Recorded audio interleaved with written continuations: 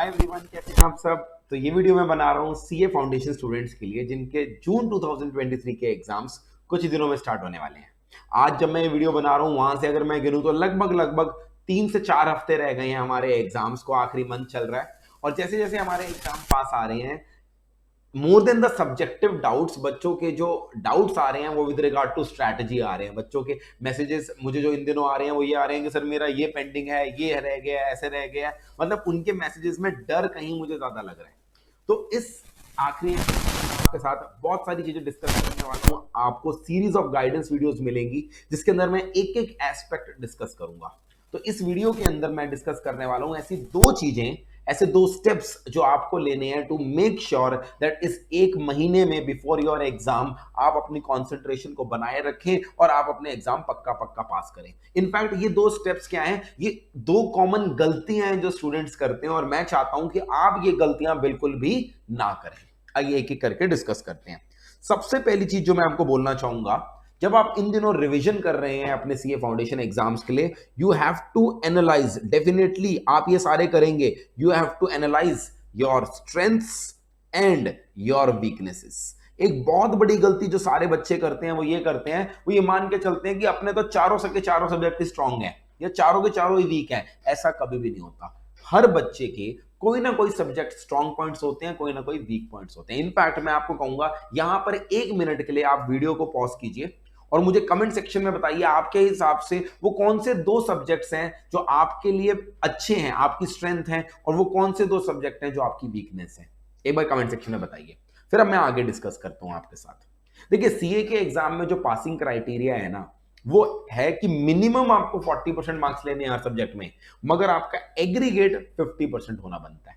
अब इस वजह से क्या होता है, अगर मेरे सब्जेक्ट में अगर कोई सब्जेक्ट मेरा वीक है, लेट से बहुत सारे बच्चों के लिए लॉ का सब्जेक्ट जो है वो पहली बार नया होता है, आपको लीगल लैंग्वेज लिखनी होती है, वहां पर डिस्क्रिप्टिव पेपर है वैसे भी, तो उनको थोड़ा सा उसमें डर लगता है। अब आप लॉ को पूरी तरह से इग्नोर तो कर नहीं सकते क्योंकि 40 तो लेने हैं, बट अगर लॉ में 40s में मार्क्स आ गए और बाकी सारे सब्जेक्ट में भी 40s में आ गए, क्या हमारा एग्रीगेट 50 बन पाएगा? The answer is no.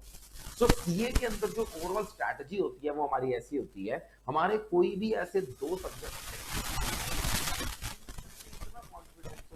ना सिर्फ हम उनमें 50 स्कोर करेंगे, इनफैक्ट हम अपने स्कोर को 70-80, अगर आप दो सब्जेक्ट में ऐसे 70-80 आ गए ना, तो बिलीव मी आपके जो वीक सब्जेक्ट्स हैं उनमें अगर आप मिनिमम 40 टच कर गए, आपको एग्रीगेट की टेंशन लेने की जरूरत नहीं। और इसके अंदर मेरे हिसाब से जो सब्जेक्ट, वैसे तो देखो आप सबकी स्ट्रेंथ अलग अलग हो सकती है, बट मेरे हिसाब से जो सब्जेक्ट आपकी स्ट्रेंथ होना चाहिए वो होना चाहिए इकोनॉमिक्स एंड बीसीके का पेपर। ये तो एक ऐसा सब्जेक्ट है जो आपको 90 अबव तक दे सकता है अगर आप सिर्फ और सिर्फ इसको अपना दिन का, मैं कहूंगा आखिरी के दिनों में भी अगर आप दिन के 2 घंटे दे दो, आप ये अच्छे से प्रिपेयर कर देगा। इनफैक्ट यहां पर पेपर ऑब्जेक्टिव होता है और कॉन्सेप्ट्स भी कोई बहुत ज्यादा नहीं है। हमने डिटेल में इकोनॉमिक्स के सारे कॉन्सेप्ट लगभग 12 घंटे में डिस्कस करे थे अपने रिवीजन मैराथन के अंदर, और बीसीके में तो 5.5-6 घंटे में कर डिस्कस कर लिए थे। अगर आप ये मेरी मैराथन वीडियो देख लीजिए और साथ साथ आप एक बार बुक की रीडिंग कर लीजिए, बिलीव मी आप आसानी से 70 अबव स्कोर कर पाएंगे। The reason students don't score in eco BCK is कहीं ना कहीं ओवर कॉन्फिडेंस आ जाता है, यार ये सब्जेक्ट तो आता ही अपने आप को, इसमें थोड़ा पढ़ाई करेंगे। अब प्रॉब्लम ये है कि अगर आप 50s या 60s मार्क्स ले रहे हो इकोनॉमिक्स में तो दिक्कत वाली बात है। हमें इसके अंदर 70+ स्कोर करने हैं और उसके लिए मैं ज्यादा नहीं मांग रहा, आपसे ये मांग रहा हूं कि दिन का 1-1.5-2 घंटे दे दीजिए, दैट्स इट। और एक साथ करना चाहते हैं तो less than a week, 5 days के अंदर अंदर ये पूरा सब्जेक्ट आपका तैयार हो सकता है। सेम वे में अगर आपको अगला स्ट्रेंथ रिकॉग्नाइज करना है, किसी स्टूडेंट का बचपन से मैथ्स पर अच्छा हो तो वो मैथ्स ले सकता, उसकी स्ट्रेंथ हो सकती है।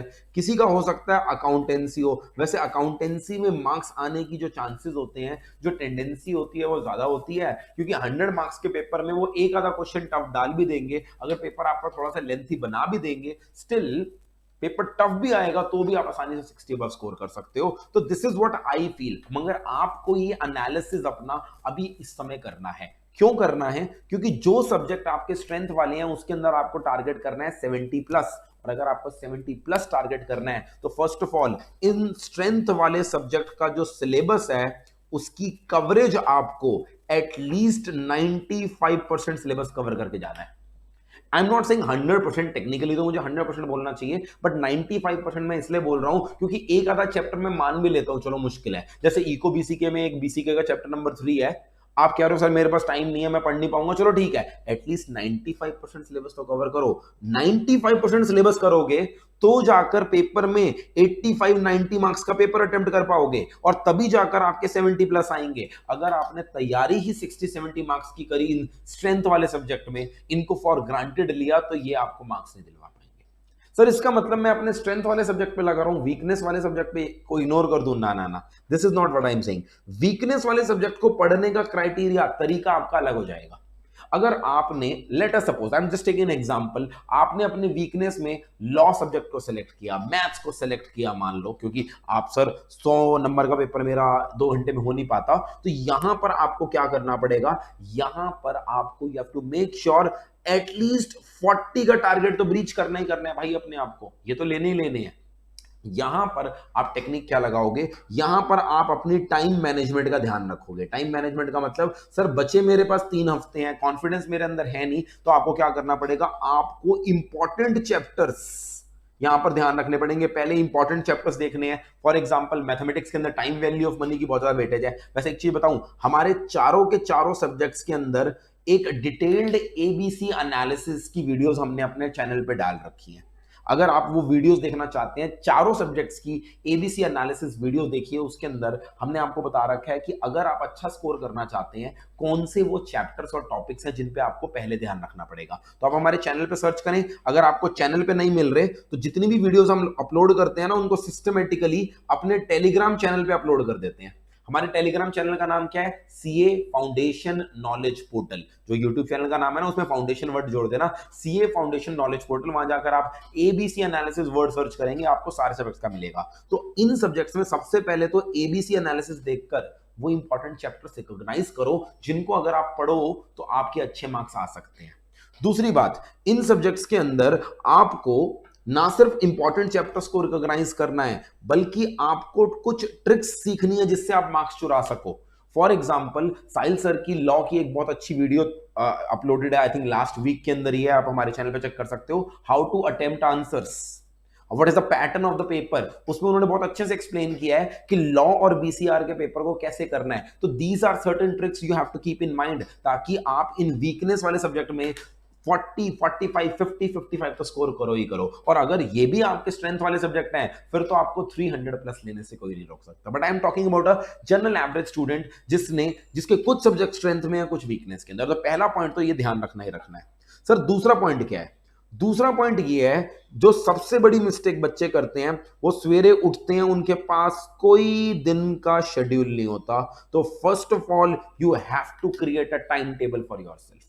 मुझे नहीं पता इस समय आपकी तैयारी क्या, आप पहली रिवीजन पे हो, दूसरी पे हो, आपने सब्जेक्ट एक बार भी नहीं पढ़ा, I don't know, you know yourself.